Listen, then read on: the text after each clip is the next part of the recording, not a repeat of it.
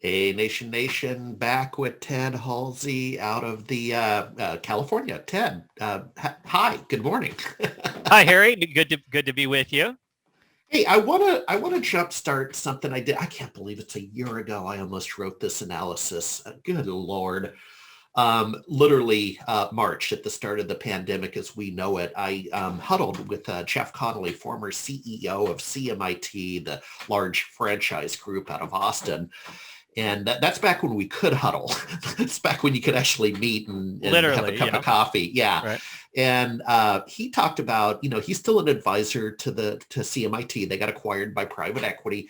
And he was really starting to push that organization to think about the work from home movement is a 36-month opportunity, not just a 90-day surge. And so I did a piece on it. We've come full circle, and you can update me on this because you've just returned, I'm assuming virtually, from the ConnectWise Evolve peer group, quarterly meeting. Why don't you get it from there? So what what Yeah. what happened at ConnectWise, and why are you carrying the flag for the permanent work from home technology opportunity? Yeah. So I last week we spent 2 full days on Zoom with our Evolve peer group. So a group of about 12 MSPs. And yeah, I mean, a huge part of our conversation was how we very much have gone from COVID crisis management to kind of a state of stability to like a plateau to, okay, well, what's next? Yeah. And I think really the MSPs need to think about the business opportunity as a permanent hybrid future Yeah. where the office is no longer going to be, there's an office of the future and we need to define it. And it's no longer going to be like it used to be.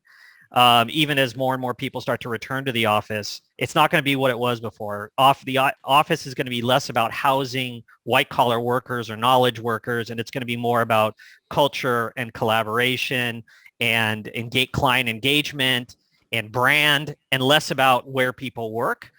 And that's going to be the case for headquarters and remote offices. And then the work from home, it's going to be a permanent state of affairs. And MSPs, I think, really need to tackle the opportunity because it's 36 months, it's 4 years, it's 5 years. It's the permanent state of it's going to be the future. And there's a huge opportunity to enable it. I think a lot of MSPs need to build a lot of new muscle mass, a lot of new vendor relationships, a lot of new service offerings to tackle the opportunity. Yeah, a couple of thoughts. One is I find myself spending a fair amount of time in Central Texas. Got a great client there, yada yada yada, and uh, a friend. I even have friends there, Ted.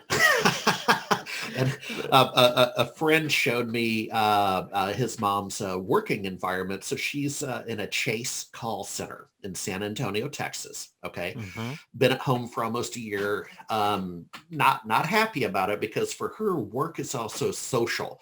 See, she likes to go to the call center and have her friends and then go to happy hour and all that. That's all gone. So that's number one, right? It's there's a little bit of head stuff going on with Yeah. and again, not necessarily what I call a white collar employee. You know what I'm saying? Just Mm-hmm. a worker bee in a call center. And number two, I looked over what they ship to her house to plug in, and she pays for the internet. I strongly disagree with that. I think Chase should be paying for the internet, quite frankly. But Ted, it was basically a brand new, big screen desktop computer. She does her job and does it well, but it felt like there was no security. I'm like, really? You just, Right. connected via Wi-Fi to your Spectrum router? Right. So Ted, therein lies the opportunity. And then maybe my last thought is, it'll be interesting, and we'll talk more about this. Let's make this an ongoing theme in 2021 because I covered it.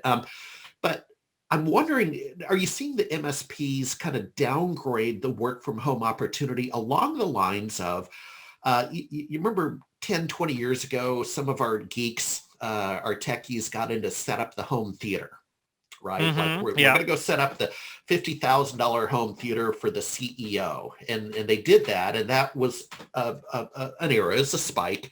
Right. And then home theaters, became just a lot cheaper and faster and better. And that industry kind of went away. Point is, culturally, with your recent meetings with the peer group, did you have people who like were downgrading it? Like, I don't, I don't go to homes. Well, that's interesting. I mean, there's a ton of that built-in bias because a lot of them were the ones who got burned, maybe with that kind of flash in the pan, home entertainment setup thing. But the reality is the challenge is how do you make money doing it? How do you weave it into your service offering? And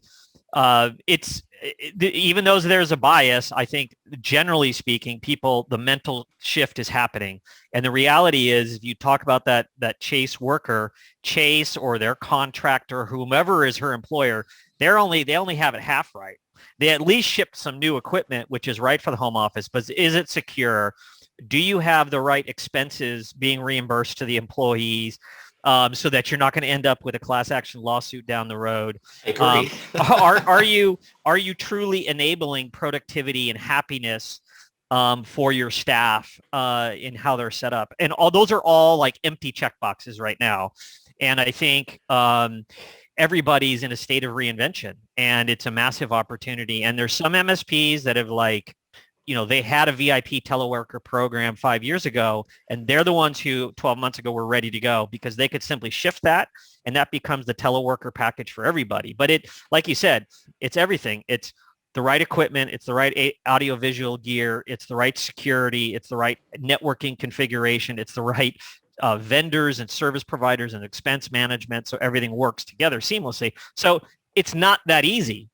Yeah, it's not that easy, but that should spell, because it's not easy, that should spell business opportunity. Well, and I'll end on this. Right. It's also reality. I mean, we started with reality. I'm going to end with reality.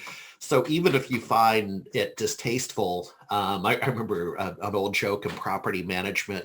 This developer was like, "I don't like apartments," and I'm like, "Why?" Because people live there. But Ted, that's the reality. You're going to go into the home. There's going to be the bowl of half-eaten oatmeal in the sink. Okay. Love it or leave it. But hey, man, I got to chat. Thanks. We'll catch you on the flip side. Thanks, Ted. Great visiting, Harry. Take care now. See you. Bye.